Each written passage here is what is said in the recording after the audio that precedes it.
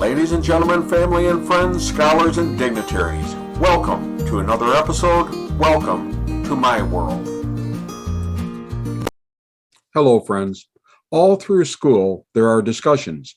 The teacher presents a fact and explains it, and students discuss it. The same is true in government when developing public policy, and in the business world when developing a new business initiative. Discussions can be healthy since they have the potential to create new ideas, build relationships, and they can end with reaching your goals and in a win for everyone. But on the other hand, discussions too often and too quickly mutate into arguments. And you know the truth. Arguments are rarely good, and they rarely succeed in helping create a win-win scenario where everyone wins and there are no losers. And there are a dozen reasons for this. Arguments heighten defenses. They hurt pride and ego. They minimize, deflect, evade, and attack, and they even sabotage compromise, which is often the best outcome for everyone. And too often they use pressure and force change to other people's views, resulting in having a winner, but also a loser who has hurt pride. Arguments almost always cause some damage, even if you win. So the next time you find yourself involved in a conflict of opinion, don't just jump in without preparing yourself, even if you think you're right. Don't rant, instead rave. Take a moment and use these guidelines to avoid an argument and instead make it a worthy and meaningful discussion. First, welcome the disagreement. Think about it. The other person may have a perspective you haven't considered. In fact, there's a good chance of it, so be thankful. Approach it as though this is your chance to hear new perspectives and maybe even being corrected before making a mistake.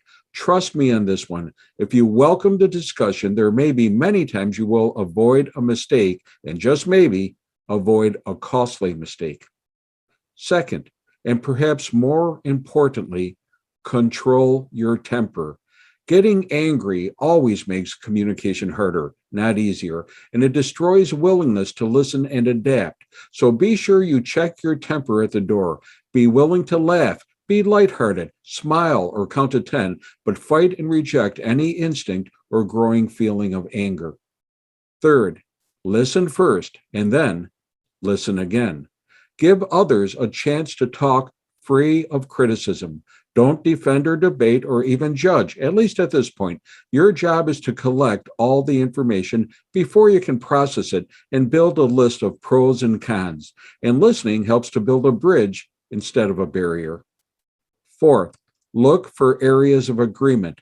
Dwell on areas where you do agree. This establishes common ground, helping you find a solution good for both of you. And fifth, promise to think over their ideas.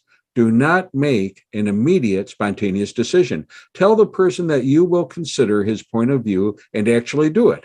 So many times I've seen people jump to reject an idea when if they just would have waited and let it gel, they would have seen that it made a lot of sense.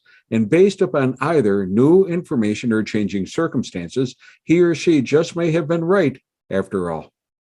So those are the areas to explore to keep conversations in a discussion arena and away from becoming arguments. Be open, and this disarms others and reduces their defensiveness. Thank people sincerely for their willingness to help. After all, most people have similar goals and truly want to help. Postpone action until you've had a real opportunity to think things through. And if the discussion starts getting hot, take a 20-minute break for everyone to calm down and regroup feelings and ideas. Don't raise your voice or threaten or be abusive physically or emotionally during the discussion. And finally, be willing to agree to disagree. Sometimes there is a difference of opinion. Just accept it without bitterness or resentment and enter into all conversations without pride or ego. That takes the sting out of it. Certainly, flexibility and compromise are key ingredients in any discussion, and as Thomas Jefferson said, there are times we must stand on principle, but also times we must swim with the current. Hey, be safe, be well, and remember to put pride and ego aside in every discussion to be able to keep it civil. And may God bless.